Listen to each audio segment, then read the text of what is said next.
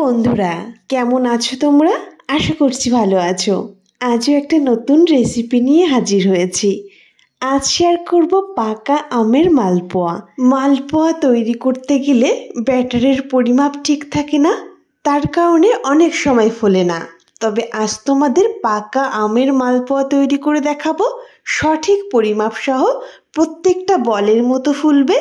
একবার এইভাবে ট্রাই করে দেখতে পারো, গ্যারান্টি দিয়ে বলতে পারি এর কোনো ভুল হবে না, একদম প্রত্যেকটা ফুলবে। তার জন্য প্রথমেই একটা পাত্রে নিয়ে নিচ্ছি এই কাপের মাপ করে 1 কাপ ময়দা। আমি সব কিছু এই কাপের মাপ করেই নিয়েছি। তোমরা যে কোনো বাটি কাপ মেপে কিন্তু সব উপকরণগুলো নিতে পারো। তারপর 1/2 কাপ নিয়েছি চালের গুঁড়ি, আর 1/2 কাপের একটু কম নিয়েছি চিনি।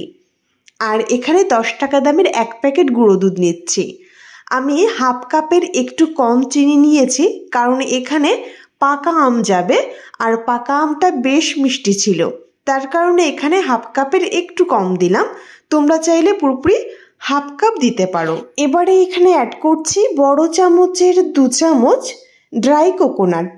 চাইলে হাতের কাছে না থাকলে নাও দিতে পারো। আর তারপর অ্যাড করছি কিছুটা আমের পাল্প। এখানে সেই কাপেরই 4 ভাগের 1 ভাগ আমের পাল্প দিয়েছি। এখানে আমি হিমসাগর আমের পাল্পটা মিক্সিতে ঘুরিয়ে এরকম মিহি পেস্ট করে নিয়েছিলাম।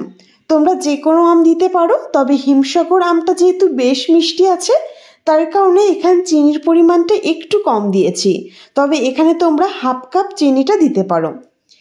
ভালো করে মিশিয়ে অল্প অল্প জল দিয়ে আমি একটা ব্যাটার তৈরি করছি।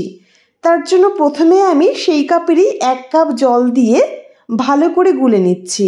দেখো, আমি কিন্তু একবারে বেশি জল দিইনি, অল্প অল্প জল দিয়ে মিশিয়ে নিচ্ছি। আর প্রথমেই আমার কিন্তু 1 কাপ জল লেগেছে।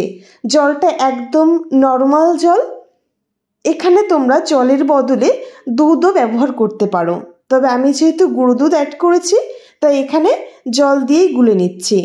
তো দেখো, তারপর আমি আরও 1/2 কাপ জল নিয়েছি সেই কাপেরই, আর অল্প অল্প জল দিয়ে ঠিক এইরকম একটা ব্যাটার তৈরি করেছি।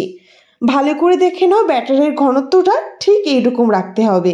আর দেখো, পুরো 1/2 কাপ জল কিন্তু লেগে গেছে, তার থেকে একটু বেশি জলও লাগেনি। এবার এখানে অ্যাড করে দিচ্ছি খুবই সামান্য 1 চিমটি লবণ।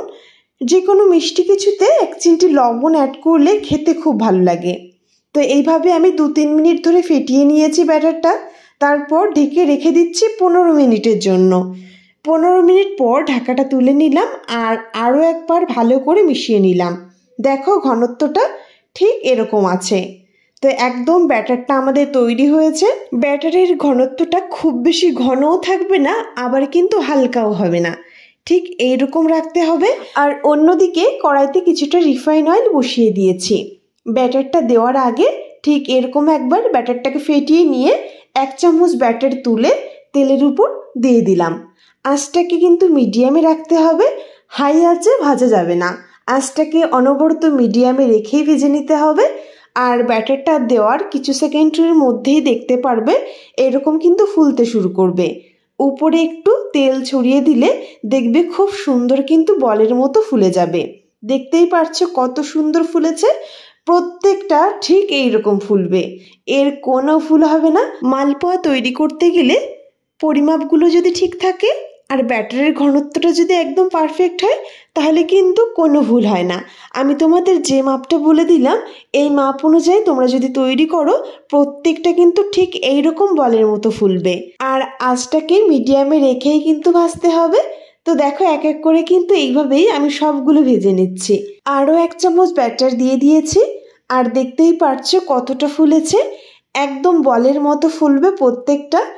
আর মালপোয়াটা যখন ফুলতে শুরু করবে, তখন ঠিক এইরকম উপরে একটু তেল ছড়িয়ে দেবে, দেখবে খুব সুন্দর ফুলে উঠছে। তো এক এক করে কিন্তু আমি সবগুলো ভেজে নিয়েছি। আশা করি দেখে তোমরা বুঝতে পারছো মালপোয়াগুলো কত সুন্দর ফুলেছে।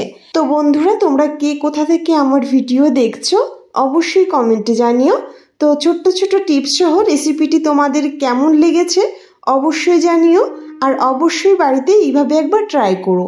আমার মনে হয় তোমাদেরও একদম পারফেক্ট হবে যদি এইভাবে তৈরি করো। তো এক এক করে আমি কিন্তু সবগুলো ভেজে নিয়েছি। আশা করি দেখেই বোঝা যাচ্ছে কতটা ফুলেছে এবং কতটা লোভনীয় হয়েছে। তো বন্ধুরা, রেসিপিটি আজ এ পর্যন্তই শেষ করলাম। দেখা হবে নেক্সট কোনো নতুন রেসিপিতে। খুব ভালো থেকো তোমরা।